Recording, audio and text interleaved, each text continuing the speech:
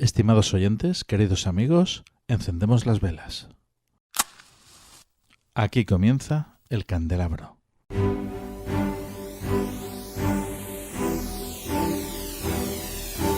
En la oscuridad de la noche, el candelabro nos ilumina y nos cubre de misterio. Arqueología imposible, geometría sagrada, simbología, encuentros cercanos a la muerte, esoterismo, ocultismo, misterios de la historia y ciencias de frontera que nos llevarán a otra dimensión. Todos los viernes a medianoche en Cadena Azul Radio y Azul FM. También puedes vernos en nuestro canal de YouTube y escucharnos en la plataforma iVoox.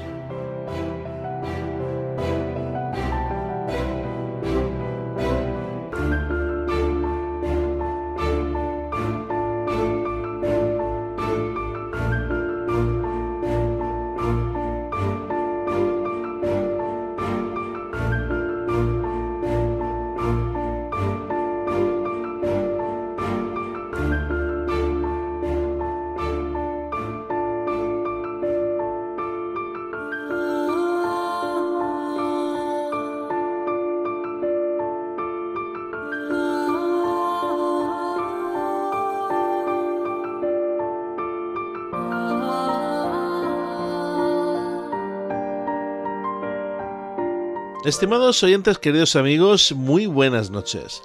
¿Puede la inteligencia artificial ser mayor que la inteligencia de un ser humano? ¿Sería esto bueno? ¿Sería malo? ¿Podría ser peligroso? ¿Podría reemplazarnos en el trabajo, en las relaciones personales? ¿Puede una inteligencia artificial tener conciencia? ¿Qué es eso del ChatGPT? ¿La inteligencia artificial, oportunidad o riesgo para el hombre? Esta noche en el candelabro vamos a descubrir estas preguntas y bastantes más de la mano de nuestros invitados y grandes expertos y por supuesto amigos del programa. Tendremos aquí a Miguel Ángel Ruiz, ingeniero aeronáutico, divulgador especializado en conspiraciones, máster en sociología, galardonado por la editorial Cidonia en reconocimiento a su labor de investigación y divulgación. Ha colaborado en programas como Extrañologías, Dimensión Límite, Ecos de lo Remoto, la revista Año Cero, Cuarto Milenio y Espacio en Blanco. Y esta noche lo tenemos aquí en el candelabro. Y Francisco José López Lira, ingeniero informático con una maestría en inteligencia artificial por la Universidad de Alcalá, ha participado en el desarrollo de proyectos de inteligencia artificial como la predicción del precio de un piso en la Comunidad de Madrid, el desarrollo de chatbots para empresas y detección y clasificación de movimientos de personas aplicado a seguridad. También tendremos, aparte del equipo del programa, José Sevilla y Juan G. Caparrós. Dirige y presenta un servidor, Fernando Muyor. Antes de pasar, como siempre, a las secciones, vamos primero a regalar ese libro que estamos regalando todas las semanas. En este caso, vamos a regalar un libro que se titula El despertar del peregrino, de Carlos J. Rascón, de Ediciones Matrioska, que es quien patrocina y tiene la gentileza de regalarnos estos libros todas las semanas. ¿Y qué tengo que hacer para llevarme este libro a casa? Es muy sencillo. Lo primero de todo, tienes que ser miembro de la comunidad fan del candelabro en iVoox. ¿Por qué? Porque te vas a tener que meter dentro de la comunidad fan a responder a la siguiente pregunta que te vamos a hacer ya mismo. Hazte fan del candelabro en iVoox. Comienza con extras de nuestros programas, sorteo de libros y otros regalos. En iVoox verás una pestaña azul que pone apoyar y haciendo clic aquí podrás apoyar nuestra labor divulgativa con un coste mensual de 1,49 € al mes. Hazte fan del candelabro en iVoox ya mismo. ¿Por qué me tengo que hacer miembro de la comunidad fan del candelabro en iVoox? Es muy sencillo. Primero porque regalamos libros todas las semanas y te puedes llevar uno a casa gratis. Y en segundo lugar porque si no te haces miembro no podrás ver que dentro de la comunidad fan del candelabro en iVoox hemos puesto un post con la foto del libro que regalamos cada semana. En este post es donde nos tienes que contestar a la pregunta que te voy a hacer a continuación. El culto a la serpiente es el título de un programa que hicimos pues no hace mucho. ¿Quiénes han participado en este programa? ¿Y cuándo lo emitimos? ¿Cuál es la fecha de emisión del mismo? Si me contestas el primero, te llevas este libro a casa. Me tienes que contestar ahí, en ese post que hemos puesto dentro de la comunidad fan del Candelabro en iVoox con la foto del libro. Ahora sí, queridos amigos, vamos ya a pasar con nuestras secciones. Habitación 237 con nuestro querido compañero y crítico de cine, Antonio Rentero. Y a continuación, la tertulia que todos estamos esperando. La inteligencia artificial, oportunidad o riesgo para el hombre. Comenzamos. Estás escuchando El Candelabro.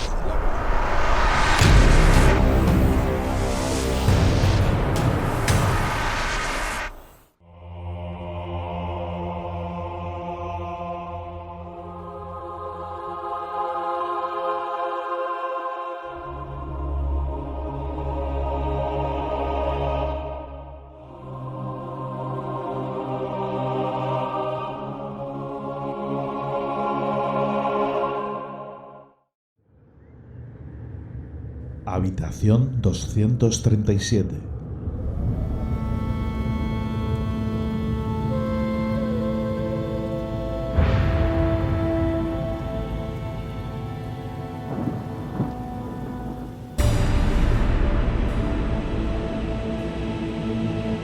Saludos, Fernando, muy buenas noches y una vez más muchas gracias por esta invitación a participar en El Candelabro desde la habitación 237. En esta ocasión con un tema apasionante y que además en el último año ha ganado una notoriedad tremenda en los medios especializados, sobre todo en tecnología, pero también ha permeado a la sociedad en general con algunos de los resultados de ciertas herramientas de inteligencia artificial. La última gran revolución, seguro que lo comentáis esta noche, tiene que ver con decirle a un ordenador que haga algo tan sencillo, entre comillas, como generar una imagen y con palabras muy sencillas, con un lenguaje natural, lograr que esa inteligencia artificial lo consiga, que haga una ilustración, una fotografía, una imagen que podría haber hecho algún ilustrador o algún fotógrafo con algunos matices, sobre todo con la parte que tiene que ver con los dedos, que todavía a la inteligencia artificial no le sale muy bien contar cuántos dedos tenemos en la mano los humanos. Pero bueno, esto es solo el principio, porque también le puedes decir, compónme una melodía que pueda sonar como la sintonía de una secuencia de persecución de coches en una película policíaca, por ejemplo, y es capaz de conseguirlo, y con palabras poco más complicadas que estas que yo estoy diciendo. Pero es que precisamente el tema de la inteligencia artificial ya es muy veterano en el cine. Sí que es cierto que casi siempre ligado al género de ciencia ficción, al avance sobre lo que la tecnología en el futuro nos podría deparar, y ya estamos en ese futuro, aunque como se suele decir, el futuro ya no es lo que era. Nos vamos a ir al año 1956 a Planeta Prohibido, con aquel robot, con Robbie, que era uno de los primeros ejemplos en los que aparecía un robot dotado ya de una cierta inteligencia, no era simplemente ese bruto mecánico, como los de Mazinger Z, pilotados por alguien desde dentro, sino que ya tenía una cierta autonomía y parece que tenía o cierta voluntad o cierta inteligencia. Poco antes, en el año 1951, habíamos visto también otro robot, un poquito más limitado, pero también icónico, el famoso Gort de Ultimátum a la Tierra, película que luego tuvo un remake en el año 2008, pero que básicamente lo que teníamos era un ejemplo de robot dotado de cierta inteligencia y además proveniente, en este caso, de una civilización alienígena, pero ya generados en nuestro propio planeta, aunque enviados fuera de él. Tenemos que irnos al año 1968 y a ese famoso HAL 9000 de la película de Stanley Kubrick 2001, Una Odisea del Espacio. El primer ejemplo, y a estas alturas no vamos a pensar que esto sea un spoiler, el primer ejemplo, como digo, de una inteligencia artificial que se convierte en asesina, en este caso por cierta contradicción entre las órdenes que se le han dado y la contradicción que hace que no termine de comprender bien cuál es su misión. Algo que desde luego esta mezcla de todo lo que hemos visto hasta ahora, pero sobre todo llevado a los robots, sobre todo a partir del año 1977 y de la Guerra de las Galaxias, se ha convertido en tremendamente popular. Esos icónicos personajes C-3PO y, para mí, el más querido R2-D2, que por cierto no me voy a ir mucho de cámara para enseñaros a los que nos estéis viendo a través de YouTube uno de los muchos R2-D2 que tengo aquí en casa, y los que lo estéis viendo esto a través de YouTube podréis ver aquí abajo también una pequeña colección de R2-D2. El insolente cabezudo que para muchos demuestra que un montón de hojalata, con apenas unos pitidos y unos chirridos, es capaz de trasladar información y casi sentimientos. Pues con esos ejemplos de inteligencia artificial, en este caso insertos en un robot inmaterial, como es el HAL 9000 de 2001, porque realmente es solamente esa lucecita roja, ese visor rojo a través del cual le llega la información visual, y que es la única corporeidad que conocemos de HAL 9000, hasta estos ejemplos, R2-D2 y C-3PO, que poblaron esa galaxia fantástica cuyas aventuras tuvieron lugar hace mucho, mucho tiempo. Ese robot, este sí, muy carnal, pero también con su endoesqueleto metálico, que constituía una amenaza para la humanidad y que era de hecho heraldo de la inteligencia artificial que se había autoconstituido al llegar a ser autoconsciente, gracias a los adelantos de Skynet, ha tenido múltiples entregas cinematográficas, pero hay que remitirnos a la original de 1984, el Terminator de James Cameron, con el rostro y la cara de Arnold Schwarzenegger, y que, como digo, robot al servicio de una inteligencia artificial que toma conciencia de su poder, de su realidad, y ve que el ser humano, la raza humana, la especie humana es su mayor obstáculo, así que hay que eliminarla. Algo muy similar a lo que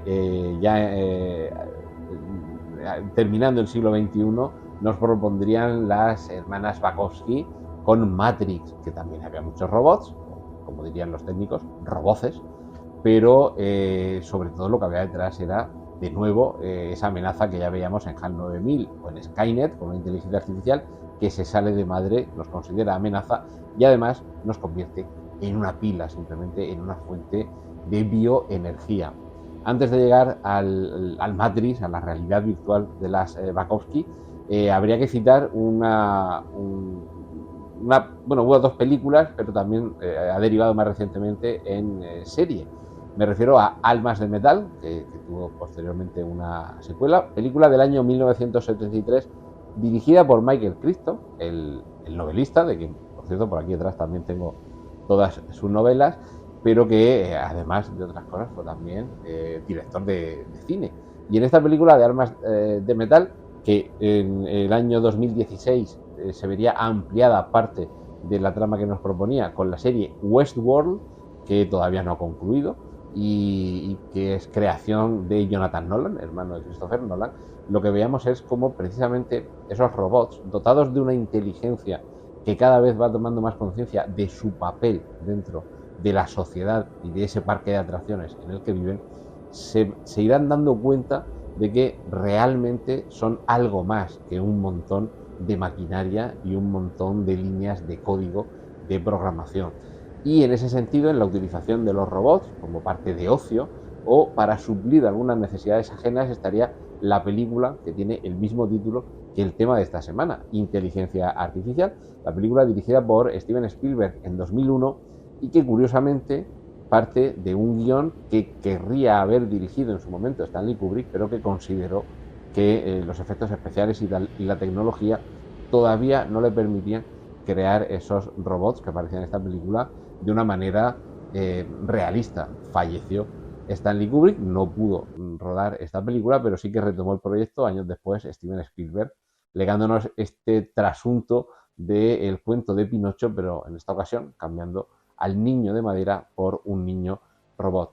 Y por terminar, por no extenderme más, citaría como ejemplos cinematográficos de esta inteligencia artificial al Wall-E de Pixar, a Jarvis, el asistente del universo cinematográfico Marvel, que hay un momento en el que llega a tomar conciencia y corporeidad en Ultron, originando así la segunda película de la saga de los Vengadores dentro del universo cinematográfico Marvel. Pero me voy a quedar, y sería mi gran recomendación y como gran ejemplo, con dos robots. El TARS de Interestelar, por volver a Christopher Nolan, a uno de los miembros de la familia Nolan.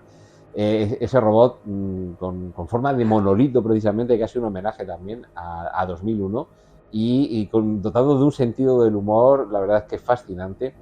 Y el que para mí creo que es uno de los mejores ejemplos de realidad, de cómo sería en realidad un robot realista dotado de inteligencia artificial, y es además una película española, película del año 2011 de Quique Maillo, se titula Eva, con unas interpretaciones prodigiosas de todo su elenco protagonista y además con un estilo de diseño que a mí me recuerda en parte a Her, que me la ha dejado también para el final, en cuanto a cómo una inteligencia artificial puede tomar corporeidad, en este caso en el cuerpo de una niña, y cómo además con una retroestética se nos mete en ese mundo realista.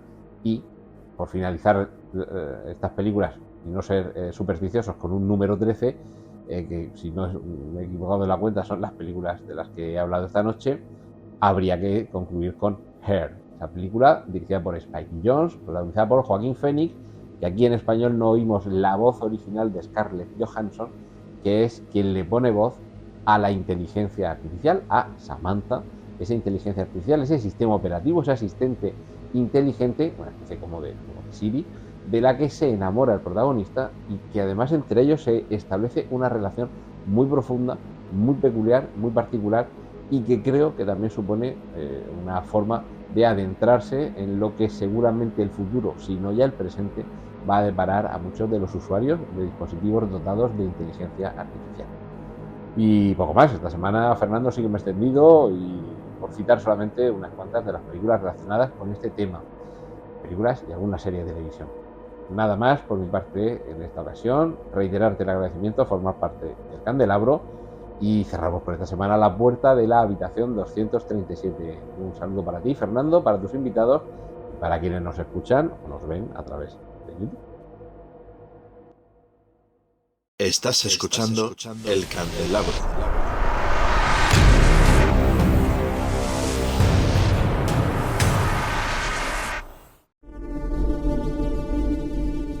¿Puede alcanzar la inteligencia artificial la inteligencia de un ser humano? ¿Sobrepasarla? ¿Sería esto bueno o malo? ¿Nos va a reemplazar una inteligencia artificial en el trabajo? ¿En las relaciones personales? ¿Cómo nos aseguramos que la inteligencia artificial asume nuestros valores y nuestras prioridades? ¿Una inteligencia artificial puede adquirir consciencia? ¿Qué es ChatGPT? La inteligencia artificial, oportunidad o riesgo para el hombre. Esta noche en el Candelabro, de la mano de nuestros invitados, Miguel Ángel Ruiz, ingeniero aeronáutico, divulgador especializado en conspiraciones y máster en sociología, galardonado por la editorial Cidonia en reconocimiento a su labor de investigación y divulgación, ha colaborado en programas como Extrañologías, Dimensión Límite, Ecos de lo Remoto, en la revista Año Cero, en Cuarto Milenio y en Espacio en Blanco. Y Francisco José López Lira, ingeniero informático con una maestría en inteligencia artificial por la Universidad de Alcalá. Ha participado en el desarrollo de proyectos de inteligencia artificial como la predicción del precio de un piso en la Comunidad de Madrid, el desarrollo de chatbots para empresas y detección y clasificación de movimiento de personas aplicado a seguridad. Encendemos las velas.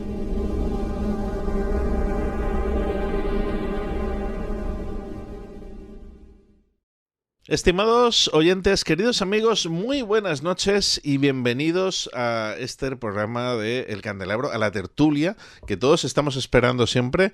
Y en esta ocasión nos vamos al otro lado, al lado al límite ya con la ciencia, bueno, pura ciencia. Estamos aquí hablando de algo que es fascinante y es la inteligencia artificial. ¿Hasta qué punto hemos llegado?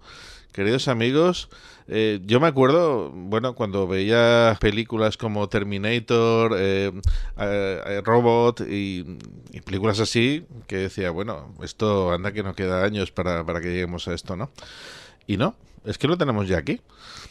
Lo tenemos aquí, es increíble. Y bueno, esta noche tenemos a auténticos expertos y, como siempre, pues buenos amigos que nos acompañan y que nos van a explicar. Vamos a exprimirles al máximo.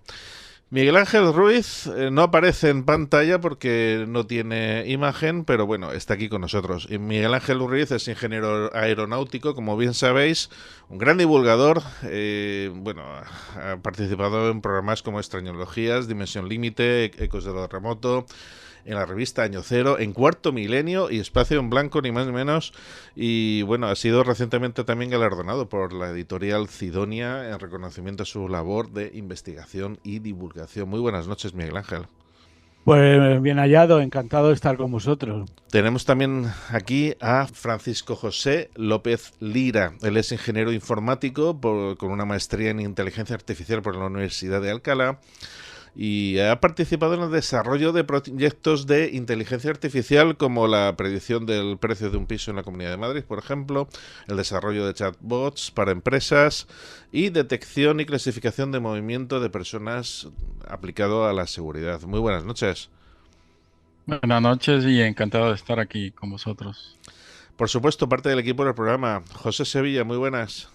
Muy buenas noches. Y Juan G. Caparrós, buenas noches, amigo. Buenas noches. Este programa es todo un reto, porque realmente esto es un mundo que se nos abre y no sabemos a dónde vamos a llegar, ¿no? Para bien, yo creo que vamos a ir para bien. ¿Para bien? Bueno, vamos a hablar de ello esta noche. ¿Vosotros qué pensáis, así de buenas a primeras? A ver, Miguel Ángel, ¿será para bien? ¿No será para bien? A ver, yo... vosotros no lo habéis comentado, pero... yo, aparte de ser ingeniero de telecomunicaciones, soy máster en sociología, ¿no? Ah. Y me gusta ver este enfoque no solamente desde la ciencia pura, no solamente desde las ciencias de computación, sino muchas veces también del efecto que tiene la tecnología en la sociedad. Porque yo creo que es un campo que tiene un gran impacto, ¿no? No es solamente qué puede lograr la inteligencia artificial, que luego yo creo que los compañeros matizarán un poco muchas veces, que en prensa yo creo que se magnifican ciertas cosas y probablemente a nivel técnico no estamos tan bien como la gente pueda creer que estamos, pero eso no quita que sí que podamos ya registrar y constatar de forma bastante notable ciertos, vamos a decir, efectos bastante perniciosos. Entonces, ¿aquí qué es lo que pasa? Que yo creo que vivimos en un mundo donde, claro, todo el tema de la inteligencia artificial lo que tiene es tiene muchísima investigación, pero sobre todo tiene también unos intereses económicos grandísimos, ¿no? Todo eso que se ha llamado la revolución 4.0, que amenaza con cambiar, pues yo qué sé, probablemente la forma en la que vivimos. Ahora bien, normalmente cuando se habla de tecnología, se habla en positivo, es decir, se habla todo lo que la tecnología puede lograr, todo lo que la tecnología puede construir, todo lo que nos puede aportar. Pero sociológicamente yo creo que ahí hay una falla importante, y si queréis luego entramos a ella, que es todo lo que la tecnología puede destruir.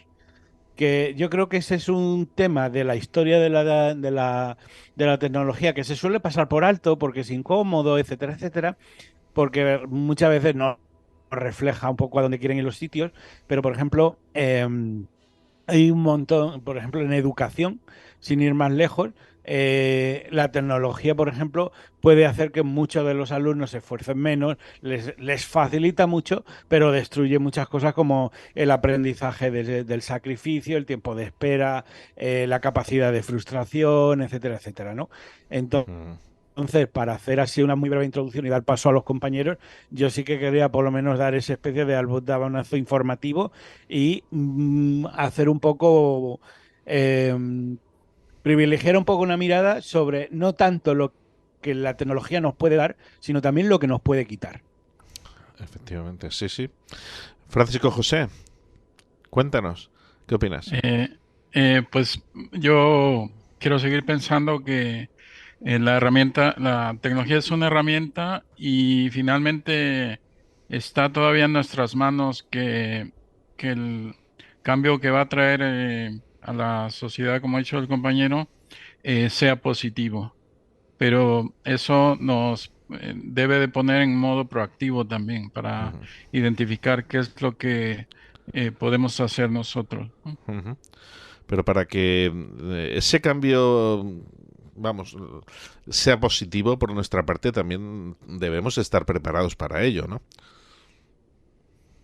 Así es.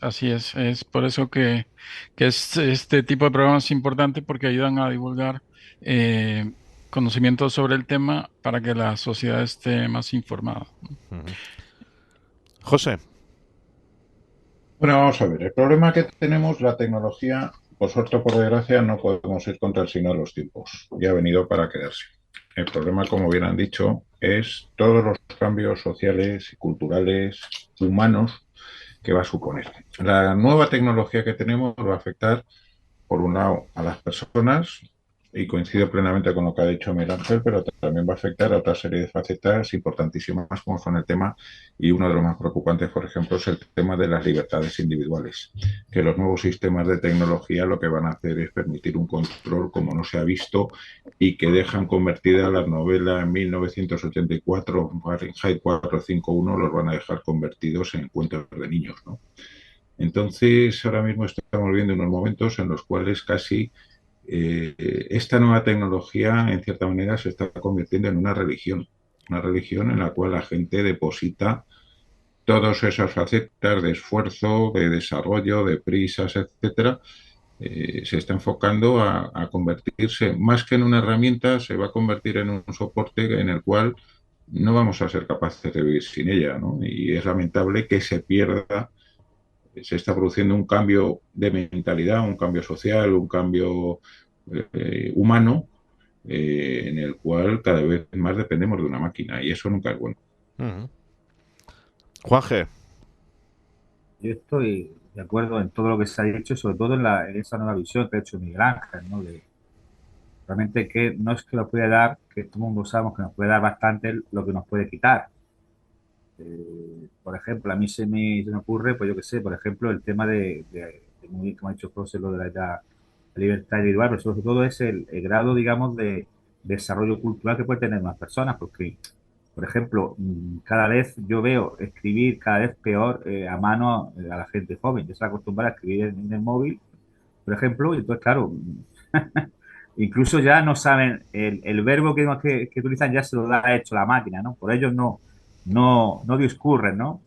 Y esto pues puede ser peligroso porque realmente crea una cultura, digamos, artificial, entre comillas, ¿no? Y esto pues puede ser peligroso, pero bueno, veamos cómo se desarrolla ahora el programa para ver que también hay esos enfoques que pueden, bueno, esto, digamos, en cierta forma minimizarlo.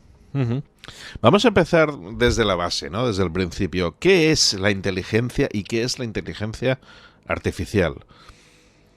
¿Quién me puede responder? Francisco José.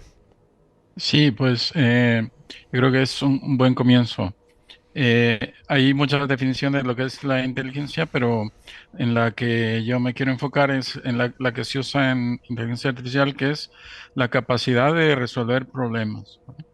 La inteligencia artificial se crea y esto viene de mediados del siglo XX, o sea que ya tiene unos 60 o más años aquí, con esa idea de desarrollar programas, aplicaciones o algoritmos, que vamos a usar como sinónimos, que puedan realizar tareas equiparables a las que realiza un ser humano inteligente. Esa es la finalidad pero se basa en la definición de la capacidad de resolver problemas. ¿Algo más que aportar? Sí, yo diría que hay que distinguir entre dos grandes tipos de inteligencia artificial. La inteligencia artificial fuerte y la inteligencia artificial débil. La inteligencia artificial débil son aquellos sistemas que, vamos a decir, tienen un dirigismo muy importante. Por ejemplo, aquella máquina que aprendió a jugar al ajedrez, la máquina Deep Blue, y que le ganó sabéis que ganó a quién era, a Garry Kasparov, que era entonces el número uno, ¿no?, de ajedrez del mundo. Entonces, era una máquina que era extremadamente inteligente jugando al ajedrez. pero no sabía hacer nada más que no fuera jugar al ajedrez. Esa es una forma, digamos, muy especializada del sistema que se la considera inteligencia artificial débil. ¿Cuál es la inteligencia artificial fuerte? Aquella que es de múltiple propósito.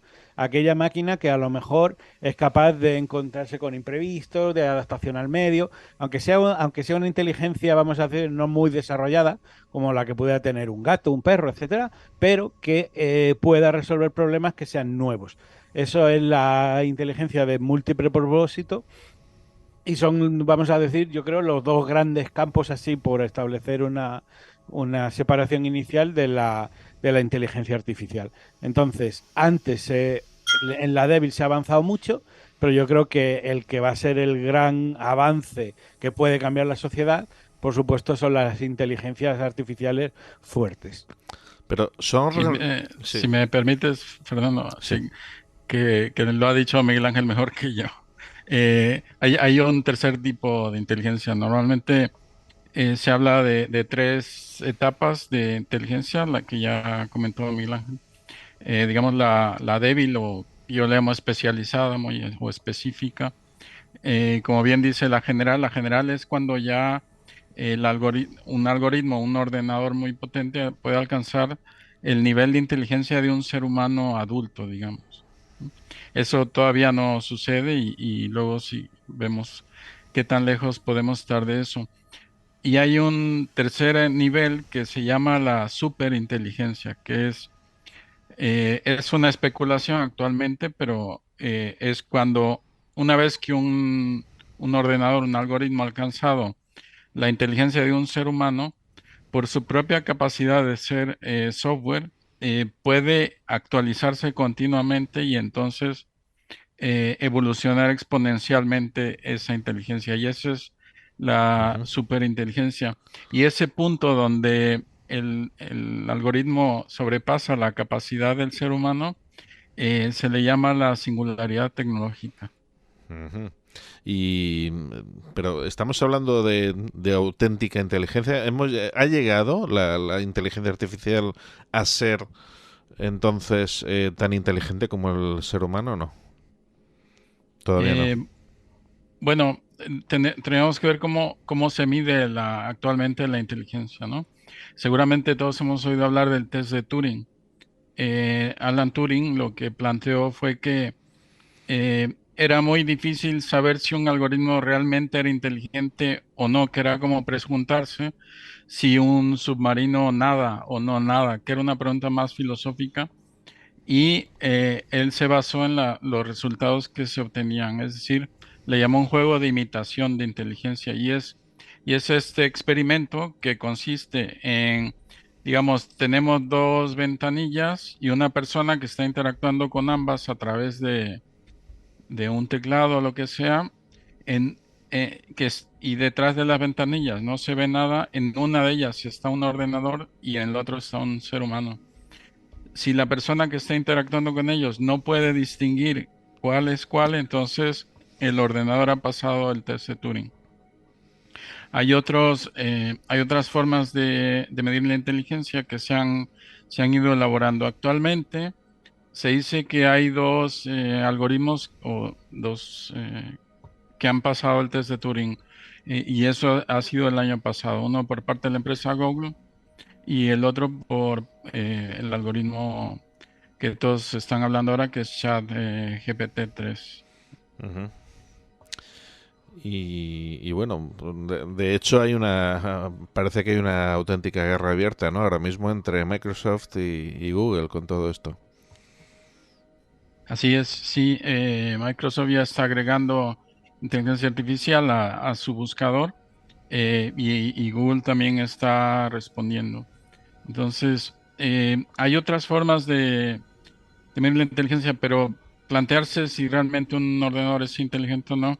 Hay una prueba que se llama del cuarto chino, y se escogió el chino por el idioma chino, que es muy complicado. Y consiste en un experimento simulado donde hay una ventanilla y uno le está pasando una frase en castellano a la ventanilla y nos regresa una frase en chino. Entonces, se dice dentro de la habitación, hay una persona que tiene un manual de instrucciones y ve la frase que le enviamos, la busca y nos regresa la frase en chino.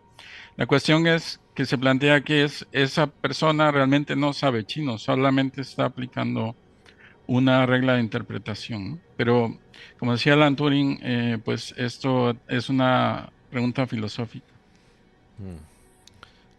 ¿Llegará a haber una superinteligencia? ¿Qué pensáis? Quiero decir, ¿llegará la inteligencia artificial a ser superinteligencia? ¿Ser más inteligente que el ser humano? Yo creo que queda mucho para eso. Lo que probablemente pase, o sea, ahora mismo no tenemos una inteligencia artificial que sea más inteligente que el ser humano de todo propósito. O sea, esa singularidad no se ha logrado. Lo que sí es que tenemos herramientas de investigación que son altamente competentes y que en muchos casos en tareas concretas, esto es importante, en tareas concretas superan al ser humano. ¿Qué es lo que va a pasar ahora probablemente? ¿O cuál es el peligro? Que nosotros pongamos a la inteligencia artificial al frente de la producción de conocimiento científico. ¿Qué significa eso? Te cuento. Hace, por ejemplo, un par de años, unos investigadores de una universidad hicieron, bueno, pues lo que se llama una red neuronal de estas para tratar de entender ciertas correlaciones del universo, ¿no? Lo aplicaron al modelo cosmológico y metieron ahí, pues no sé, millones de galaxias y tal. Y el asunto, o lo complejo, era que vamos a decir, esa inteligencia artificial, ese algoritmo de aprendizaje automático comprendió nuevas relaciones que había en el universo, o sea, se produjo conocimiento, se produjo un hallazgo que los científicos no habrían sido capaces de lograr por sí mismos, pero no sabían en qué se había basado la máquina para llegar a eso. Es decir, la inteligencia artificial acabó siendo una especie de caja negra que produce resultados, pero que no podemos muchas veces entender cómo opera. ¿Por qué? Porque a lo mejor a veces hay literalmente de 100.000, 200.000 variables. Entonces, no podemos entender. ¿Cuál es el problema de eso? El problema de eso es que puede llegar el momento en el que nosotros perdamos, vamos a decir, el pulso del conocimiento científico y lo que tengamos son inteligencias artificiales a las que le digamos, investígame esto, pero no entendamos exactamente cómo se llega. Entonces, ¿estamos logrando máquinas que son más inteligentes que el ser humano? En sentido estricto, no. Pero sí tenemos mucho el peligro de ponernos nosotros, de dejar de ser la vanguardia de quien produce conocimiento, sino de simplemente implementar algoritmos que nos guíen en procesos de investigación, pero que no seamos nosotros quien investiga, sino que en último término siempre investiga una máquina.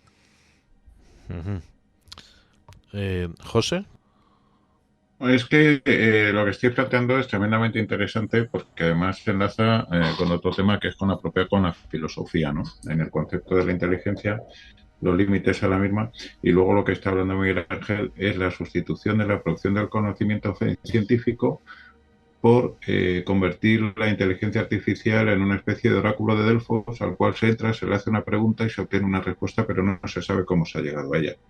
Lo cual pues tiene una gravedad importante porque efectivamente el ser humano pierde en ese momento la referencia y pierde además una cosa tan importante como puede ser también el estímulo, la creatividad y un montón de cosas, ¿no? Es una situación que puede estar muy bien, la inteligencia artificial puede resolver multitud de tareas en un momento dado, gestionar muchísimas variables, pero yo creo que no debería de llegarse nunca a esa superinteligencia por la sencilla razón de que entraría en conflicto con la propia condición humana.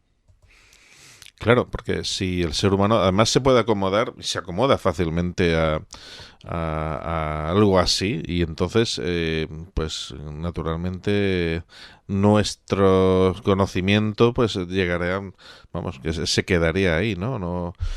Fijaros, dejaríamos que la inteligencia artificial fuera la que trabaje.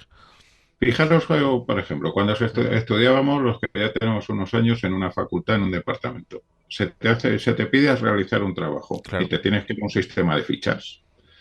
Te vas a la biblioteca de la facultad, a la biblioteca del departamento, te pones a buscar por autores, por referencias, por materias, no sé qué y tal. Y obtienes un montón de fichas bibliográficas. Tienes que trabajar sobre ellas. Y tienes que ver si ese libro se ajusta a tus necesidades, si ese artículo te interesa, si ese artículo no te interesa. Ahora, ¿qué se recurre por parte del estudiante?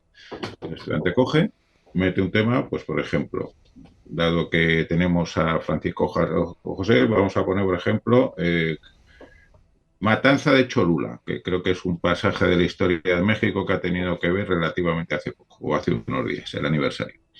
Pues nos encontramos a la gente que hace, tira de los primeros pantallazos que le aparecen en Google, independientemente, y ha perdido en gran medida la capacidad de discriminación del conocimiento que se le ofrece. Es el algoritmo el que te dice lo que vas a ver. Con lo cual, pierdes tu capacidad de decisión en gran medida sobre la enorme cantidad de conocimiento que se te está ofertando.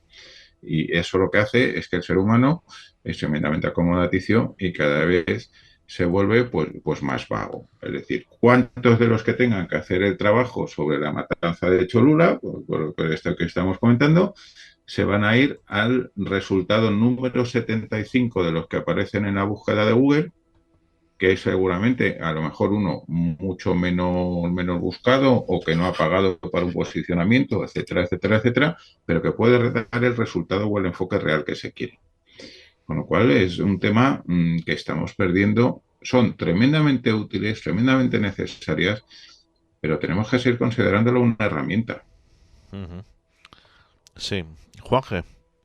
Yo quisiera, digamos, aportar que hace año y medio hicimos aquí un programa sobre la llegada de Perseverance a Marte, ¿te acuerdas? Sí. Y hablaron justamente, teníamos en antena a un piloto que realmente que es el que llevaba la máquina que era, digamos, el cohete que intentaba entrar en la atmósfera de Marte, y luego un científico, no recuerdo cómo se llamaba ahora, que era justamente que había otra máquina que estaba, digamos, en lo que es el módulo, Manfredi, y que esto se iba, digamos, a desarrollar con respecto a lo que iba a encontrarse, porque ellos no saben que iban a encontrarse. Entonces, claro, allí, según nos decían, estaba preparado para, digamos, recoger una serie de incluso variables desconocidas. Pues claro, y ahí tenemos que ya la propia máquina desarrolla una síntesis con respecto a lo que va viendo, lo que va recibiendo. Transmite, evidentemente, al centro, ¿no? Lo que está viendo, lo que está recogiendo, pero claro, luego es una, digamos, herramienta útil porque, digamos, ayuda bastante, pero también está preparada, según nos contó este científico, para poder, digamos, desarrollar algo desconocido y que no estaba previsto, ¿no? Quizás ahí estamos en el comienzo de lo que estábamos hablando, que ya el propio robot, que es digamos, el que está el día a día, el minuto, digamos, a minuto, recoge, digamos, información y él cuando recibe una variable desconocida que no está metida, digamos, en su programa, sabe, digamos, discernirla y la suele, digamos, agregar a su digamos, a su mundo, ¿no? Y ahí está el comienzo de lo que estamos hablando, de lo positivo que estamos hablando en este momento, ¿no? Que ya ese tipo, digamos, de máquina tan avanzada sabe ya cuando una variable es nueva, justamente de lo que estamos hablando, ¿no? Hombre, a mí lo que me llama la atención y bueno, lo he dicho al principio del programa, ¿no? Tanto películas como Terminator, como iRobot y otras bastante pues antiguas ya como que adivinaban, ¿no? Un futuro con inteligencia artificial. Sin embargo, lo increíble de todo es que estamos llegando a esa inteligencia artificial que tanto soñábamos en las películas. ¿Esto es casualidad o causalidad? O sea, ya por aquel entonces, ¿cómo se olían que íbamos a llegar a esta situación? Miguel Ángel. Yo digo que como profano, Fernando, como profano la materia, aquellas películas daban miedo, porque claro, es que ya nos controlaban, ¿no? Nos controlaban, no era, o sea, era que la máquina comenzaba la era. Ya podemos ver incluso prototipos japoneses de pequeños robots que bueno, no ha llegado a eso, pero que vamos, que va por buen camino. Bueno, vamos a ver. Sí. Hay una cosa que hay que tener en cuenta. La ciencia ficción, hace referencia a la ciencia ficción, en gran medida lo que es un avance de anticipación, que va captando un poco las tendencias de lo que se va viendo. Julio Verne era un avanzado, pero era un avanzado porque estaba al conocimiento máximo de su época y entonces él aventuraba por donde podían ir las líneas. Hace un momento estábamos hablando con Francisco José el tema de Isaac Asimov, con sus leyes de la robótica y sus novelas de Yo Robot, etcétera, etcétera. Pero si te vas, por ejemplo, a épocas anteriores, incluso a propio Asimov, como eran las revistas pulp que habían en Estados Unidos en los años 40, ya se anticipaban en gran medida todas estas cosas. Lo que sucede es que la tecnología va un paso detrás de lo que el hombre está capacitado para imaginar. Todo lo que se puede imaginar, tarde o temprano puede acabar desarrollándose. Lo que tienen que existir son los medios suficientes para poder hacerlo. Obviamente, cuando estábamos hablando de la tecnología de los computadores que funcionaban con válvulas, era impensable tratar de plantear este tipo de cosas, pero ahora estamos hablando ya de que se va acercando a los computadores cuánticos con una capacidad de proceso de datos absolutamente que roza la magia, ¿no? Entonces, claro, la tecnología va detrás de la imaginación, pero acaba alcanzándola. Claro, yo creo que en cierto modo ciencia ficción, literatura, se inspiran unas en otras, ¿no? En un cierto ahí como bucle, ¿no? Donde muchas veces la ciencia trata de copiar a la ficción porque se inspira en ella, y como muchas veces la ciencia ficción lo que hace es inspirarse en la tecnología para lograr más, pues dar cierta versatilidad, ¿no? O vericidad a lo que hace. Yo creo que ese proceso es evidente.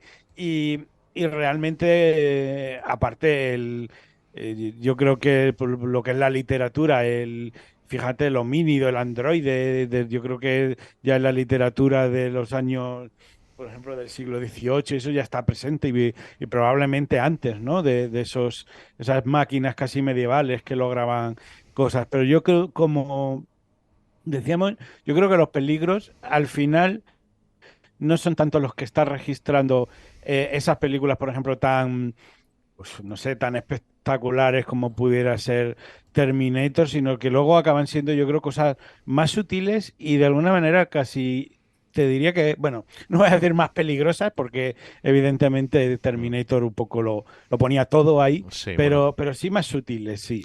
Mira, por ejemplo, mira Miguel Ángel, al oro de lo que dices, el otro día estuve en una charla y el presidente del Tribunal Supremo de la Sala de lo Penal nos comentaba que en China están desarrollando un sistema de inteligencia artificial en Shanghái para aplicación de justicia y que era aterrador.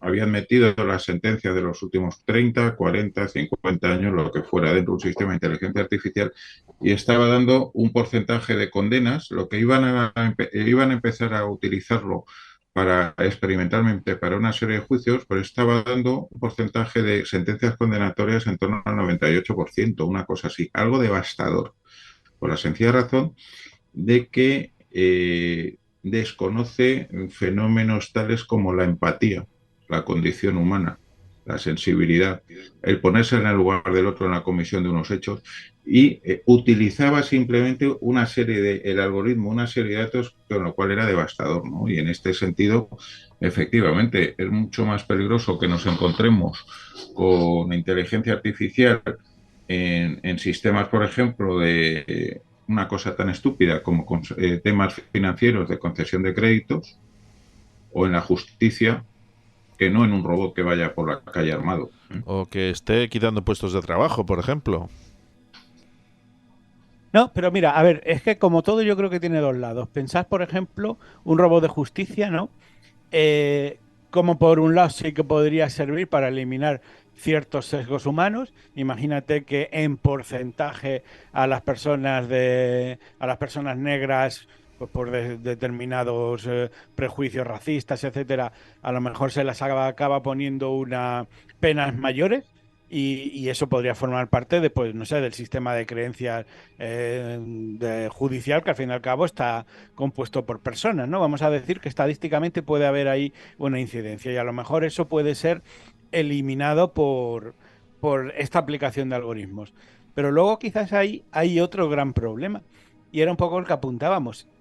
Si nosotros todo, digamos, ese proceso que tiene que hacer la justicia, el juez, etcétera, de dictaminar, bueno, si hay un delito y sobre todo cómo se pena un delito, etcétera, etcétera, también en el momento en el que eso nos acostumbramos a lo que haga una máquina, se puede convertir en un proceso acrítico.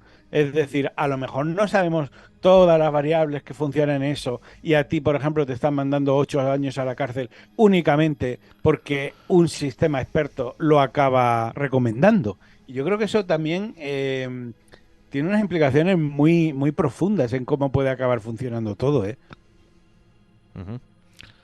Francisco José. Sí, es un tema muy importante. Ambos, tanto el tema de la interpretabilidad de los resultados que ya señalaba Miguel Ángel, como el tema del sesgo de que pueden tener los algoritmos, ¿no? Ambos se está trabajando ahora mismo en el tema de la interpretabilidad, que es no solo me digas el resultado, sino explícame cómo llegaste a eso. Se le quiere pedir al algoritmo. Yo creo que todavía falta trabajar mucho en eso.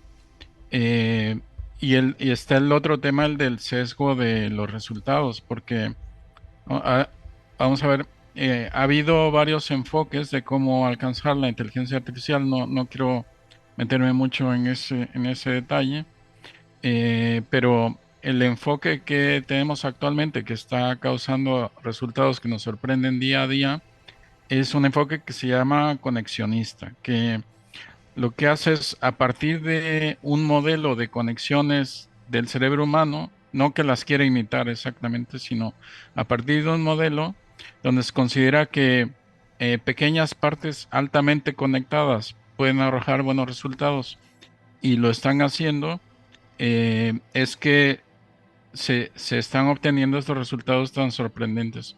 Pero eso es por 3 razones, principalmente. Una, la capacidad actual de los ordenadores en cuanto a velocidad de procesamiento y memoria, la cantidad enorme de datos que tenemos para poder alimentarlos y el surgimiento de nuevos algoritmos más sofisticados. Este enfoque conexionista que da nacimiento a lo que conocemos como el aprendizaje automático, el machine learning, y el aprendizaje profundo, el deep learning, es el que tiene principalmente estos problemas que son cómo interpreto los resultados que me has dado y si yo alimento una base de datos con donde tengo un sesgo, digamos, hacia alguna minoría y no he tenido el cuidado de equilibrar los datos, entonces pues el resultado va a ir por ahí, ¿no?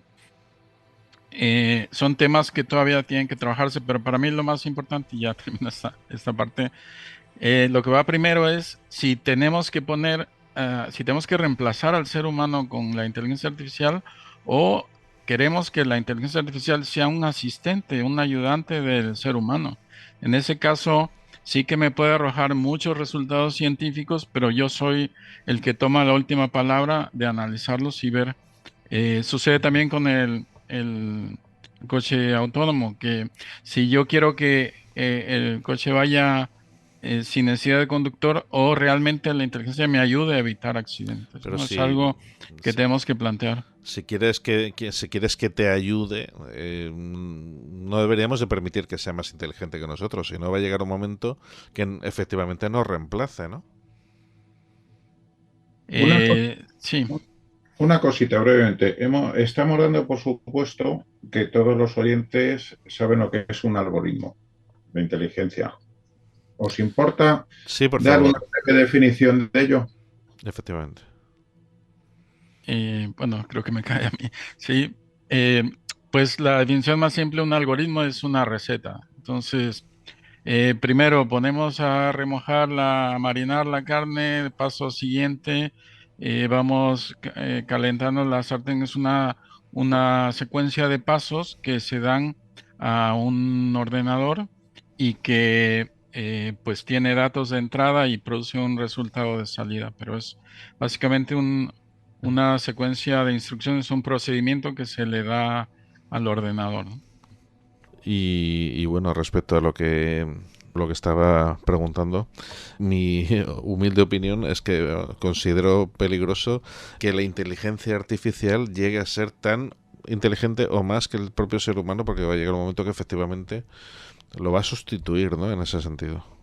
Sí, bueno, las predicciones más optimistas hablan de décadas para llegar a esto, ¿no? Hay quien cree que nunca va a suceder o que sucederá dentro de cientos de años. O sea que por lo pronto esta semana podemos estar tranquilos. Cuando llegue a pensar por sí mismo, ¿no? Eso será el paso más importante, imagino. Así es, pero ya nos meteríamos en el tema de la conciencia, que es un poco más enredado, ¿no? Porque es un tema pendiente de la propia ciencia, que es la conciencia y cómo es que se dan estos fenómenos internos que le llamamos qualia, donde tenemos una percepción y una sensación de que estamos aquí y ahora, etcétera, ¿no? Yo creo que falta mucho para eso. Fíjate en lo que estabas comentando del coche autónomo. Se planteaba en esta charla, que como ya os digo, tuvimos, el tema de la responsabilidad.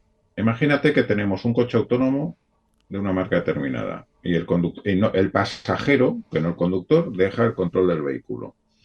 Va por la Castellana de Madrid, cae una rama y para evitar la rama, el vehículo piensa que tiene un riesgo el conductor o el pasajero y se va a la acera, atropella a una madre y a un niño que se encuentran en la acera, en la calzada.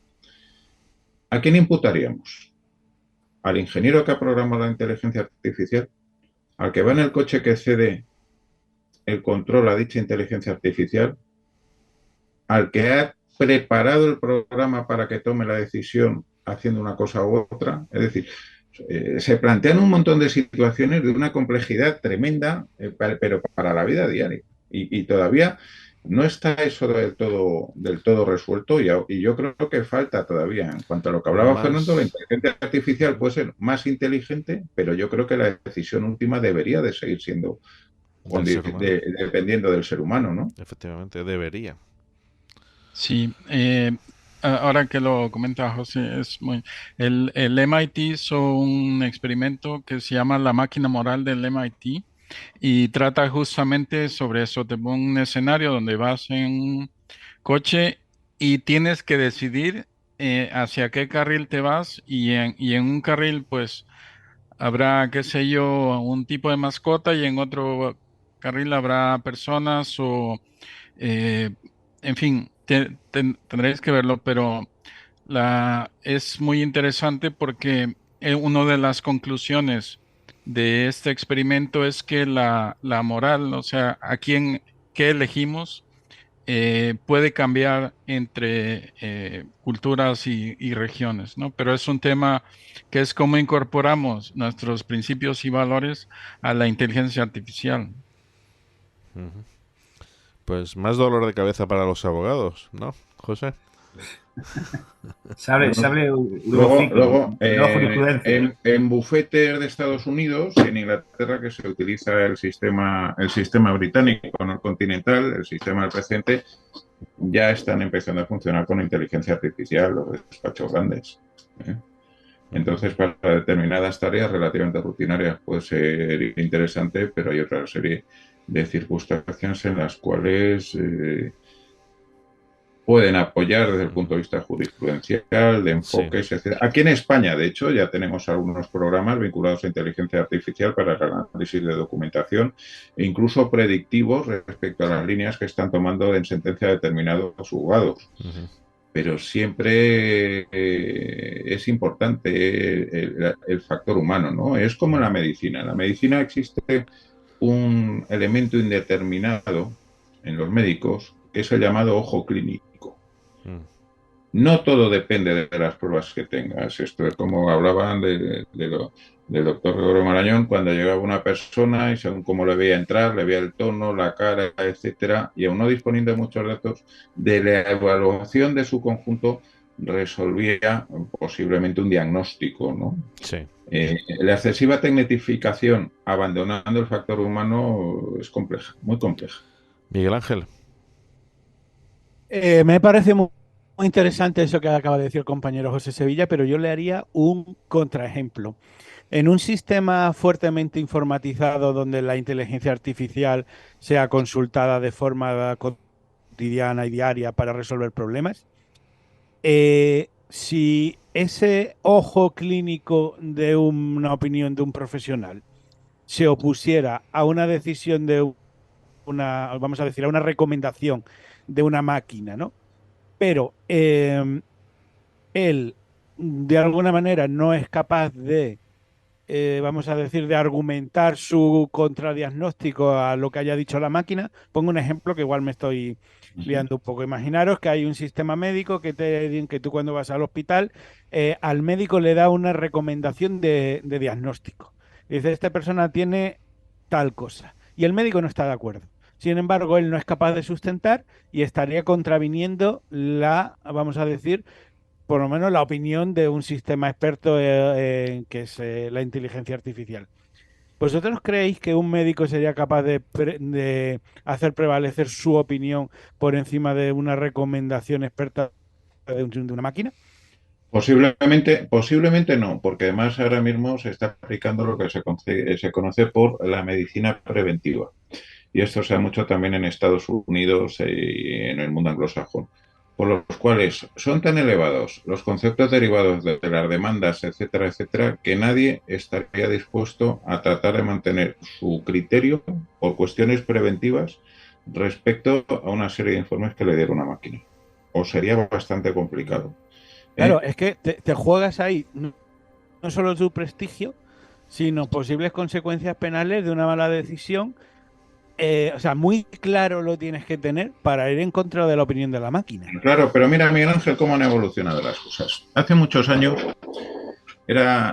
estamos hablando de los años 60, los 70. Era muy común que a un crío le dolía la tripa, apendicitis, y le operaban de apendicitis. Y luego a lo mejor llegaban a los padres y decían, pues mira, al final no tenía el apéndice, pero tenía unos síntomas muy parecidos, etcétera, etcétera, hemos aprovechado y se la hemos quitado. Y los padres decían, oye, pues mira, ya está, fuera. Ahora mismo te encuentras con que se presentaría una demanda por daños y perjuicios importantísimo de tal que cual, etcétera, etcétera. Con lo cual, en muchos casos están hipertecnificando las cosas de tal manera que se está realizando en medicina pruebas en algunos casos innecesarias, pero exclusivamente para cubrirse. En lo que tú me dices, si dispones de un sistema experto médico, pero tienes un sistema experto de primera calidad y con una serie de medios importantes, porque eso no va a estar al alcance de todo el mundo. Y al final, al final nos vamos a encontrar con que la hipertecnificación deshumaniza también en todo. Y por otro lado, como bien has dicho, si la máquina te dice A, nadie se va a arriesgar a decir, pues yo estoy convencido de que este en lugar de A es B. Y sin embargo, la medicina, no olvidemos que no es una ciencia exacta. También se basa en estadísticas. Puede haber el mismo medicamento que a una persona le va bien y a otra le va mal. Un medicamento, pues, con un principio determinado, te puede ir, no te puede ir, y la cirugía, por ejemplo, no es una ciencia exacta, por mucho que se pueda hablar de robots, de muchísimas cosas, etcétera, ¿no? Es decir, cuando empezamos a hablar de inteligencia artificial en la cual se pone la vida de las personas en sus manos, ya sea en un coche, ya sea en la medicina, ya sea en la justicia, ya sea en la economía, tenemos que tener problemas. Recordar también el batacazo que se pegó la bolsa hace unos años en Estados Unidos, precisamente por la aplicación de unos sistemas informáticos que tomaron una serie de decisiones automáticamente, y para cuando consiguieron parar se había ido la economía completamente al traste, ¿no? Es decir, es importante lo que estás planteando, Miguel Ángel, pero plantea una serie de dudas desde el punto de vista ético, filosófico, económico, que para nada están resueltas.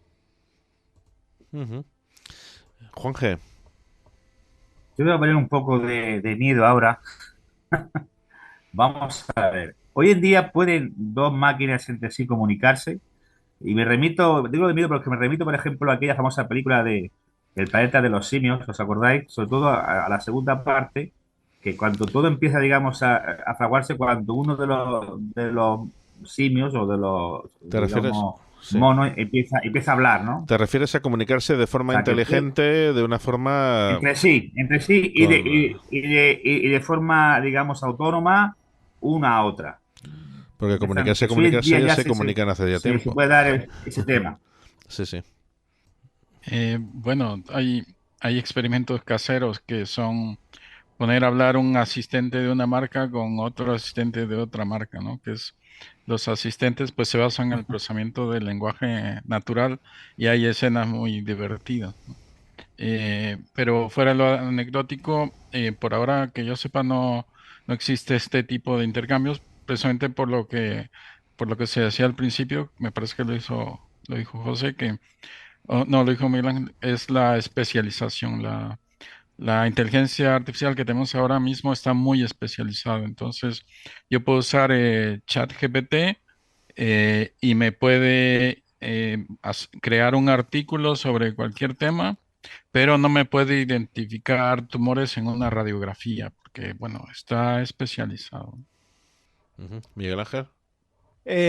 Pues no sé, la verdad que hay muchísimas cosas que comentar. Yo creo que es que la inteligencia artificial va a impactar en todos los campos, pero creo que en todos los campos de la vida. Antes que tenía ganas de poner un ejemplo de educación, pero mira, hay otro también que yo creo que no lo hemos comentado, pero es muy claro, y es como esto que se llama la revolución industrial 4.0, que es el auge de la inteligencia artificial y tal. Mira, puede cambiar el mundo, por ejemplo, hasta el punto de probablemente ser el fin de la lucha de clases tal como la hemos conocido, en el sentido de todo lo que era la fuerza de los trabajadores, la unión de los sindicatos, etcétera, etcétera, vamos a decir, de toda esa lucha de progresos sociales para la gente, puede quedar trancada en el sentido de que todo este seísmo, hay que llamarlo así, de la inteligencia artificial puede hacer caer muchísimo el valor de los trabajadores en el mercado. Evidentemente habrá grandes especialistas en investigación de inteligencia artificial que tengan un buen puesto, pero sí que creo que lo que es el proceso de negociación en los convenios colectivos de los trabajadores, obreros, etcétera, va en decadencia y yo creo que es una guerra perdida y yo creo que eso, por ejemplo, solo eso también tiene un impacto sobre la sociedad. José. Micrófono. Uno de los grandes problemas se nos está hablando de que el futuro tecnológico va a generar mucho más empleo, etcétera, etcétera, y estoy de acuerdo en gran medida. Pero también va a conseguir que una inmensa mayoría de la fuerza de trabajo, como bien ha dicho Miguel Ángel, se vuelva absolutamente innecesario. Creo que Volvo tenía hace poco una fábrica en Suecia que tenía prácticamente, pues no sé si eran 10 o 15 empleados para una fábrica de automoción enorme. Y tenía, como quien dice, el que cogía los coches y los aparcaba fuera una vez fabricados y el que iba con la aceitera poniéndole a los robots. Entonces, ¿va a haber trabajo? Sí, tremendamente hiperespecializado, pero va a haber unas enormes masas de población que van a quedar completamente fuera del sistema. Y va a haber muchísimos puestos de trabajo que efectivamente va a acabar con la lucha de clases, pero va a acabar con la lucha de clases tradicional, tal y como la conocemos en cuanto a la fuerza laboral, porque la gente se va a encontrar en gran medida sobrepasada. Y esto nos genera un segundo problema. ¿Qué hacemos con las personas? Porque si la gente no tiene trabajo, no tiene una serie de accesos, etcétera, tampoco se va a convertir en consumidores.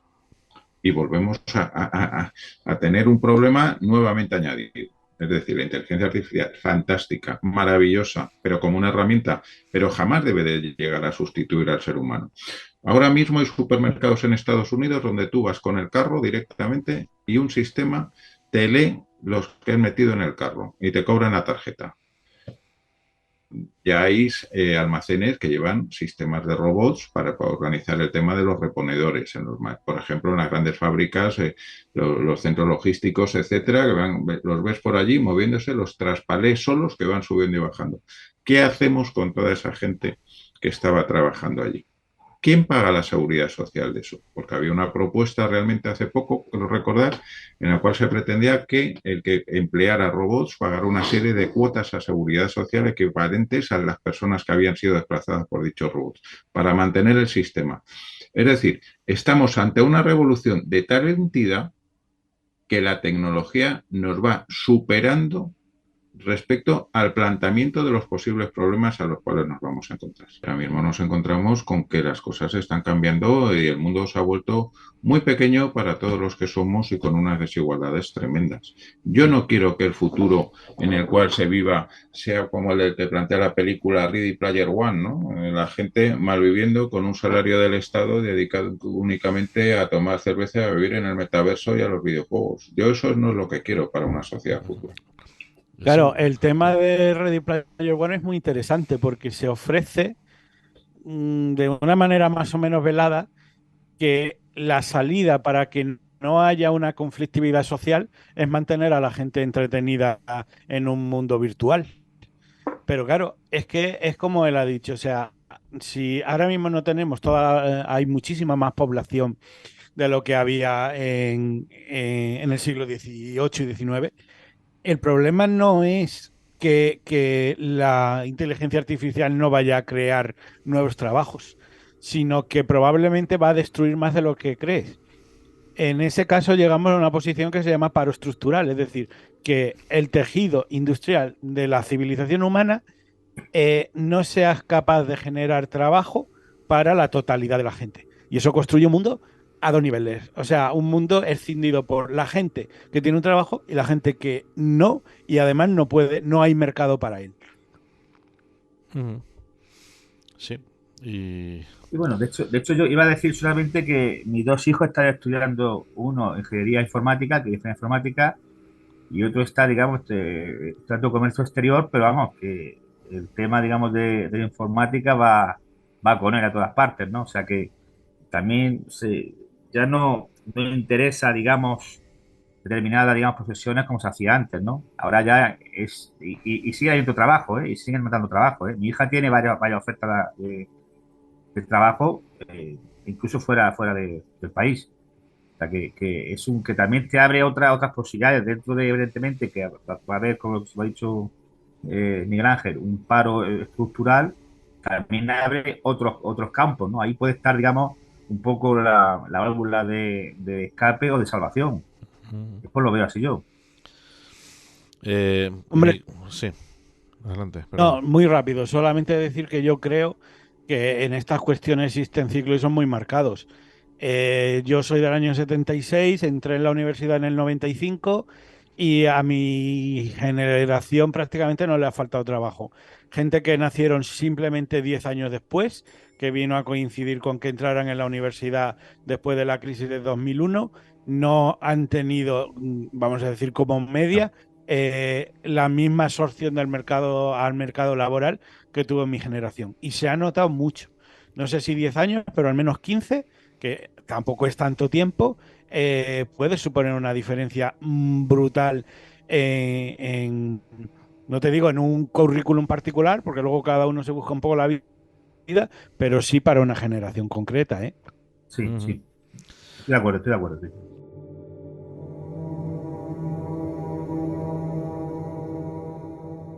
Estamos hablando antes, se ha hablado, por ejemplo, del chat GTP, pero mucha gente aún no sabe lo que es esto, a pesar de que, bueno, la verdad que resulta un auténtico pelotazo en apenas unos meses de no saber nada acerca de chat GTP y de pronto aparece por todos sitios.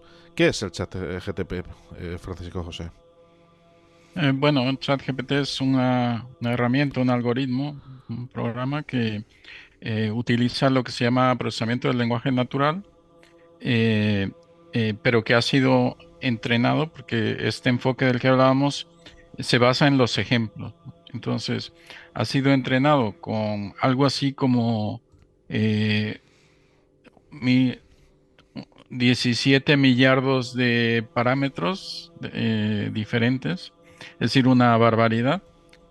Por ponerles un ejemplo, si yo quiero entrenar un sistema para que me determine el precio de un piso en en la Comunidad de Madrid, pues yo le voy a dar ciertos parámetros, por ejemplo, los metros cuadrados, el número de baños, número de habitaciones, si tiene luz, si tiene sol, a lo mejor junto unos 20 parámetros a lo mucho, ¿vale? Entonces, estas aplicaciones están entrenadas con millardos de parámetros, con muchísima información. Pero bueno, lo que hacen es interpretar el lenguaje natural y después buscar una respuesta adecuada. Lo que pasa es que ChatGPT ha conseguido en unos pocos días 1 millón de usuarios, lo que a Facebook le llevó muchísimo tiempo y a otras empresas. Entonces, el propio Alan Watts, que es de los creadores de ChatGPT, está sorprendido del éxito que ha tenido. Pero bueno, es una herramienta que se basa en lenguaje natural, interpreta lo que decimos en base a los ejemplos que se le han dado y nos busca una respuesta, básicamente. Bueno, uno de los socios del ChatGPT es Microsoft, ¿no?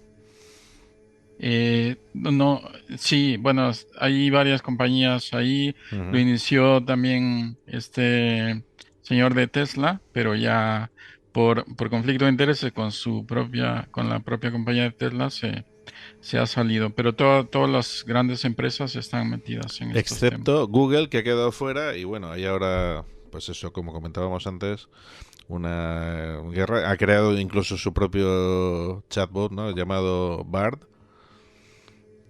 Bardo, me parece, sí. Está por sacarlo públicamente, pero seguramente también va a tener mucho éxito. Entonces, pues eso es una herramienta que nos permite hacer muchas cosas, pero nos permite decirle, por ejemplo, a la herramienta, considera que eres un experto en literatura y genera un escrito donde me hables de la literatura desde el punto de vista modernista, por ejemplo. Es que claro, estamos ya con lo que hablábamos antes, ¿no?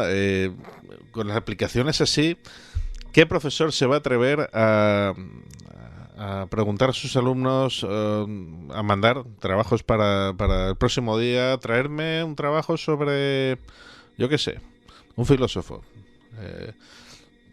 Lo que sea. Y bueno, con estas aplicaciones es que es imposible, porque literalmente no tienes más que ponerlo en el ChatGPT y ya te sale toda la información. Ya, pero yo ahí seguro que si tengo 50 alumnos, a lo mejor se me da el caso que 48 me lo traen el mismo trabajo, ¿sabes? No sé, porque estos cuando hacen una pregunta, ¿responden siempre de la misma forma o cada vez es distinta? Cada respuesta es cada vez es distinta. De hecho, le puedes decir que te reformule la respuesta. De hecho, tú ChatGPT es lo peor que le ha pasado a la educación en siglos. A eso me refiero. Y lo voy a explicar en un momento. Tú puedes llegar y decir, hazme una redacción de 100 palabras sobre la Revolución Francesa. Te lo hace. Claro. Exprésalo de otra manera. O sea, lo aleatoriza. Vale. Dice, exprésalo con un lenguaje de un niño de una tal edad. O introduce algún error aleatorio para que la profesora piense que lo ha hecho una persona. Claro. Todo eso se puede hacer. Está todo... Es que comete alguna falta de caligrafía, o sea, de ortografía, perdón. Todas esas cosas se funcionan y las hace. Entonces, claro. Eso, o sea, me vas a decir cuál es el valor de un docente que se tenga que leer 80 trabajos que saben que todos están hechos así. Efectivamente. Miguel Ángel, es que es terrible. Toca exámenes orales. Profesor de toda la vida y a cantar tema y a preguntarle. Claro, pero ¿qué pasa? No, los exámenes orales los van a quitar. ¿Por qué? Porque en el momento que vean que eso de buenos trabajos académicos quedan deplorables cuando sean orales, pues ya te digo yo que en cuanto vengan los políticos que se les va el informe PISA a la leche, lo quitan. Pero eso es de una gravedad brutal. Porque el siguiente paso en esa caída libre de la calidad de la información de la enseñanza en todo el mundo, es que la siguiente competencia que te van a pedir es aprende a usar la inteligencia artificial para generar X. Ya, pero eso volvemos a lo mismo. La dependencia que se genera es absolutamente terrible. Es absolutamente terrible. Y estábamos antes de ponernos a grabar comentando que ahora tú le dices a un ciudadano medio de los que han pasado por nuestro sistema educativo y que tenga 20 o 25 años que desde Madrid tenga que ir a Murcia o a Lugo y o lo mete en el móvil o lo mete en el ordenador del coche o en un gran porcentaje no sabe si Lugo está para arriba, para abajo, a la derecha, a la izquierda o lo que sea. Esta es la dependencia que nos volvemos esclavos de toda esta tecnología. Sí, pero también, José, también tema de lo que habla Miguel Ángel, de tema político, el tema, realmente es que ahora mismo la geografía no se da y ya la gente se ha, digamos, acomodado a lo que tú dices, ir a Lugo y la gente no sabe dónde está Lugo. Pero Juanje, no se da. Pero Juanje, no se da porque todos los sistemas de enseñanza responden a una serie de criterios ideológicos, no buscan la formación del individuo. Claro. Mira, precisamente una cosa que me ha llamado la atención, porque yo soy muy amante también de la música, ¿no? Y una de las cosas, y estoy siempre al tanto un poquito de todo, ¿no? David Guetta, el famoso DJ David Guetta, en la última sesión que ha sacado, la verdad es que ha dejado a todo el mundo fascinado, ¿no? Con una nueva sesión en la que incluye una voz de Eminem, que la ha generado mediante un programa de inteligencia artificial. Claro, uno se pregunta hasta qué punto esto es legal, ¿no? Porque además la ha sacado como si el propio Eminem la estuviera cantando. O sea, es que es increíble. Imagínate Eminem pues en formato dance, ¿no? Es una cosa un poco extraña, ¿no? No, de hecho, Fernando, ahora que dices, también hubo, perdón que te interrumpa, un debate hace poco en Hollywood, porque vosotros hace poco hemos visto hay un famoso anuncio en televisión que sale una folclórica, ¿no? Que hacía Lola Flores, también. Sí. Pues se están diciendo de que quizás ahora haya nuevas películas que claro, digamos, resuciten a sí, ¿no? Es que hablo de Gary Cooper, claro, de Paul Newman, de Bob Lancaster, que imagínate ya, que o algo peor, que por ejemplo te pongan algo creado por la inteligencia artificial a Pedro Sánchez insultando al rey o viceversa. No hay que recurrir a operaciones de ese estilo. Entonces, ¿hasta qué punto? ¿A dónde vamos a llegar con esto? No sé. En Hollywood se paró el tema por el tema legal, porque claro, ya había que, digamos, los descendientes, en este caso bisnietos, creo que eran de Van Lancaster o algo así, o de Paul Newman, decían que vale, que de acuerdo, pero que exigían como si fuera, vamos, $1 millón por utilizar la imagen de su abuelo ya fallecido. O sea, que se cortó por eso, no por otra cosa. Pero si los artistas de hoy en día ya están yendo a la inteligencia artificial para crear estas cosas, ¿esto es ahora mismo legal, José?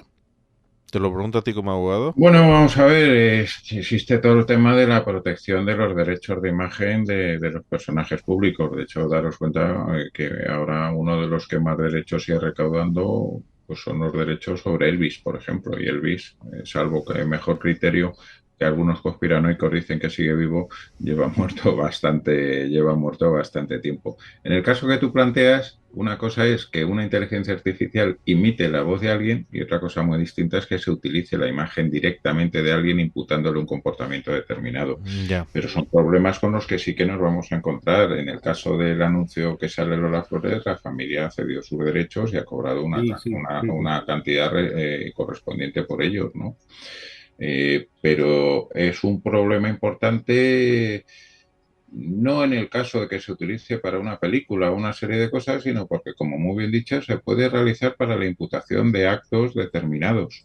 Claro, ¿quién? O sea, no a la altura de Pedro Sánchez, pero pongamos a una altura algo más baja, que pueda pasar más desapercibido y se puede llegar a confundir. En los años 70 hubo una operación de la Stasi que consistió se nombró a un general del ejército de la República Federal altísimo miembro de la OTAN. Y entonces buscaron a una persona que tenía un parecido físico muy similar, modificaron su parecido físico para que fuera exactamente igual y le metieron en determinados ambientes de sexualidad dudosa para los estándares que había en aquella época. Y consiguieron, pues, difundieron esa serie de imágenes y tal, y consiguieron, creo que fue la dimisión de este alto cargo de la OTAN, y no sé incluso si llegó a suicidarse. Ahora mismo vivimos en un mundo fake de falsas noticias, de redes sociales, etcétera. Imaginaros que se coge a cualquier político, a cualquier persona o a cualquier persona, simplemente se utiliza su imagen y se la pone en una situación absolutamente degradante. La difusión que tienen ese tipo de imágenes, aun cuando a posterioridad tú niegues la realidad de las mismas, el daño ya está hecho y esa persona ha sido completamente destruida. Si eso lo haces además desde servidores informáticos que se encuentran en determinados paraísos fiscales, paraísos en los cuales no hay convenios, etcétera, etcétera, has acabado con una carrera o has acabado con una persona a la cual la van a perseguir esas imágenes el resto de su vida, y que en muchos casos y se está avanzando ya, y hay quien dice que ya pueden llegar a ser indistinguibles de la propia realidad. Claro, claro, efectivamente. Miguel Ángel, ¿qué piensas al respecto? Pues habéis tocado cosas muy interesantes. Esto que se habla de los deepfakes y tal, evidentemente yo creo que va a ocurrir, pero a mí, por ejemplo, me preocupa más otro uso de los deepfakes, que es el tema de la inmortalidad digital, que es, yo creo que un problema gordo también, que es cómo hay empresas que lo que están haciendo es, bueno, habéis visto el anuncio, ¿no? Cómo se recrea a Lola Flores. Pues eso se está haciendo con hijos y con fallecidos para que las personas, de alguna manera, puedan tener siempre acceso a un fallecido. Claro, yo imaginaros el caso de una madre, esto de hecho ya pasó en un país asiático, una empresa recreó a una niña muerta de cáncer con unos 7 años y la madre la vio. Evidentemente lo que estaban buscando era el boom propagandístico para su propia empresa y tal y cual, pero a esta se lo hicieron gratis, eso vale bastante dinero. Y vamos, yo no digo que en algún caso no pueda ser útil una recreación 3D de una persona fallecida para decirle adiós, pero eso, por ejemplo, tiene a nivel de impacto de lo que es psicología, una denegación del duelo, de, no sé, o sea, a mí me parece que eso tiene unas capacidades de usarse mal absolutamente brutales, ¿no? Y es que si os dais cuenta en casi la hora y pico de programa que llevamos, lo que estamos es sacando a la palestra muchas potencialidades que tiene la inteligencia artificial, pero que al mismo tiempo tiene una capacidad disruptora y una capacidad de generar cambio y de ponerlo todo patas arriba, mal hablado, brutal. O sea, la inteligencia artificial nos va a someter como especie a unos retos que yo creo que probablemente nunca antes en la humanidad habíamos tenido que afrontar, ¿eh? Y no hemos hablado de la utilización militar, que eso ya, el tema ya da para hablar de sí muchísimo. Francisco aquí José. Sí, aquí sí voy a ser de abogado del diablo y quiero romper una lanza digamos, en cuanto a favor de la tecnología. ¿Por qué? Porque desde mi punto de vista, y quizás sea mi punto de vista muy sesgado, porque soy tecnólogo, soy tecnófilo también, a la vez que soy humanista, muchos de los problemas de que se hablaron no son problemas de tecnología, son problemas de conducta del ser humano. Por decir, para delinquir yo no necesito de una inteligencia artificial, se puede hacer con un cuchillo. Y el ejemplo que decía José de hace décadas, quiero decir, detrás de esto está la conducta humana, ¿no? Y si nos detenemos en la herramienta que se utiliza, pues nos perdemos la responsabilidad que está detrás, que es la nuestra, ¿no? ¿Qué uso le vamos a dar? ¿Qué uso le damos a la tecnología? José, ¿algo que añadir? Bueno, me acabas de decir que tienes que marcharte en breve, ¿no? Por trabajo. Tengo con un cliente de fuera y por el desfase si nos dejaras horario, alguna perla de las tuyas para alguna que conclusión. me gusta mucho la charla de hoy porque habitualmente nos venden la inteligencia artificial como si fuera una especie de bálsamo de Fierabras que nos va a resolver absolutamente todo. Una cosa maravillosa que casi para algunas personas se ha convertido en una religión friki. Hay gente que el ordenador para ellos es un hecho absolutamente metafísico, supera todo, y de vez en cuando conviene una reflexión sensata, pausada, sobre no todos los bienes que ya sabemos que son muchos y todas las ventajas que nos va a traer este tipo de sistemas tecnológicos, pero también un poco reflexionar sobre los problemas serios a los cuales nos tenemos que enfrentar, ya no solo como sociedad, sino incluso como especie, ¿no?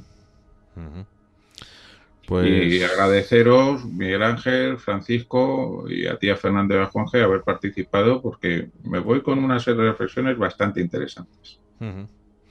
Muchísimas gracias, amigo, por estar siempre aquí y nada, pues hasta la próxima, ¿no? Adiós. Venga, hasta un placer. Pronto. Bueno, pues vamos a continuar y bueno, la verdad es que nos queda ya apenas 10 minutos de programa y bueno, vamos ya un poquito reflexionando con las conclusiones. ¿Qué podemos hacer nosotros entonces como sociedad respecto a todo esto de la inteligencia artificial? Porque bueno, se me antoja muy complicado, tal y como está en estos momentos la sociedad, que pueda controlar de una forma correcta todo esto de la inteligencia artificial. No sé por qué, pero me da la sensación de que no estamos preparados. ¿Qué opináis? Yo creo que no lo estamos. Y de hecho, uno de los grandes problemas que suele pasar siempre que hay una nueva tecnología es que la regulación va por detrás de la tecnología, ¿no? Y yo creo que en este caso se debería de tratar de invertir los papeles y que se regulase la inteligencia artificial. Claro, no lo quieren hacer porque, claro, si hay un mercado que promete dar mucho dinero y lo paralizas o lo limitas, pues claro, pues yo creo que primero ponen al dinero, ¿no? Pero yo lo que creo que se debería regular fuertemente los malos usos de la inteligencia artificial antes de sacarlo al mercado y no a posteriori como suele ser. Francisco José. Sí, bueno, ya hay esfuerzos que se están haciendo, por ejemplo, a nivel de la Unión Europea para establecer comisiones de vigilancia ética, digamos, del comportamiento de la inteligencia artificial.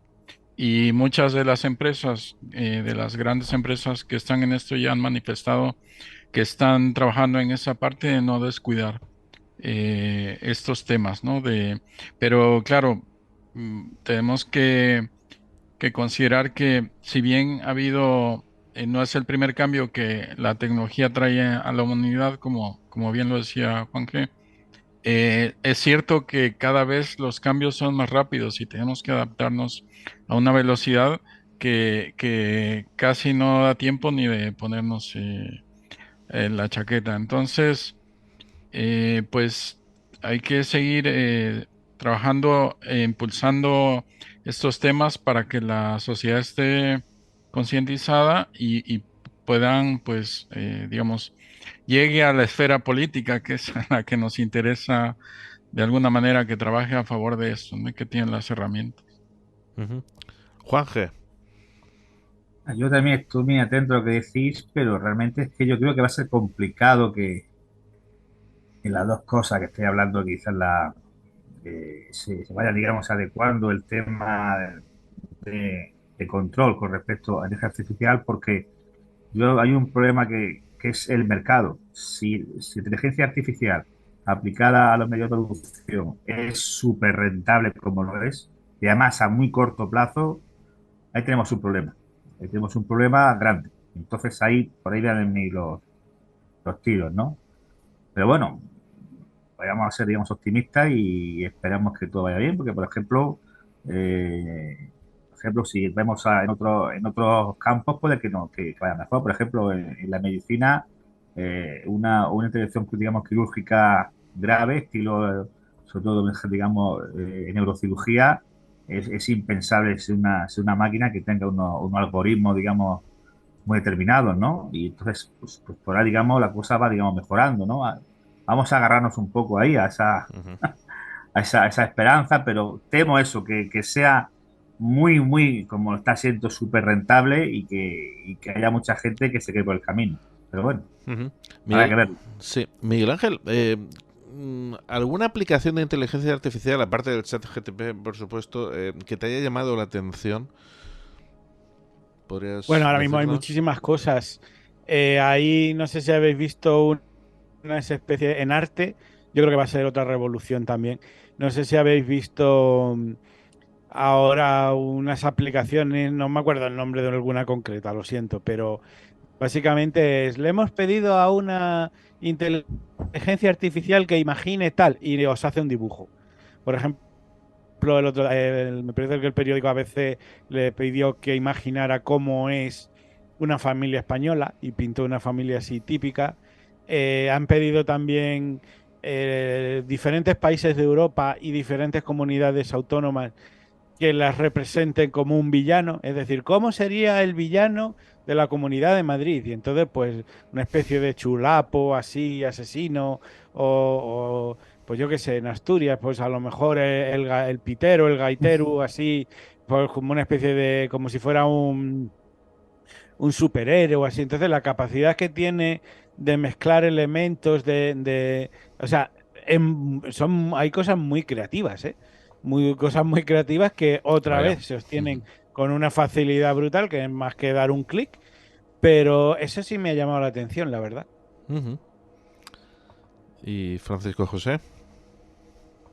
Bueno, por ejemplo, un algoritmo que está ayudando a los científicos a la identificación de proteínas, ¿no?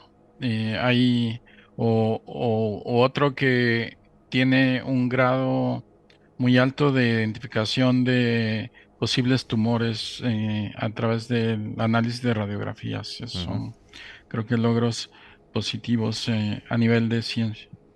Sí, inteligencia artificial aplicada a la medicina, imagino que estará avanzando también a pasos agigantados de la misma forma que lo está haciendo en otros campos, ¿no? Así es. Y yo creo que todavía nos queda mucho por ver en estos años que vienen. Madre mía. Pues hombre, esperemos que será para mejor o para peor. Pues yo soy más del lado de Juan, de los optimistas o de los utópicos, como se le llama. Hay quien dice que va a ser para peor, como Elon Musk, que dice que nos va a ir muy mal. Yo creo que el camino se hace al andar y que está en nuestras manos como sociedad. Bueno, pues amigos, ha llegado ya el momento prácticamente de despedirnos. Miguel Ángel, últimas palabras, conclusiones. Pues nada, pues eso, que estamos...